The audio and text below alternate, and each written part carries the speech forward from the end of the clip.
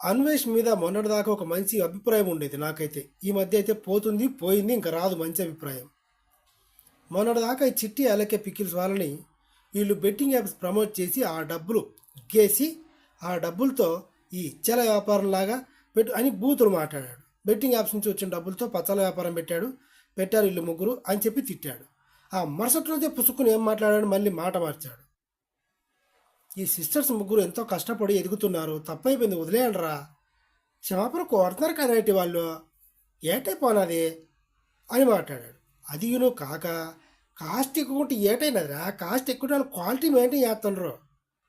Quality maintain చేస్తున్నారు కాబట్టి అంత కాస్ట్ ఉన్నాయి, జెన్యున్గా ఉంటుంది, హైజీన్గా ఉంటుంది అని చెప్పాడు. దీన్ని బట్టి ఏమర్థమైంది, వీళ్ళకి ఆయనకి పుచ్చుకు ఉంది. వీళ్ళిద్దరూ కాల్లో మాట్లాడినట్టుగా కూడా ఒక సంభాషణ లీక్ అయింది. ఎంతో సమర్పించారు వీళ్ళు, డబ్బు ఎంతో ఇచ్చినట్టున్నారు, అందుకే ఇలా సపోర్టు.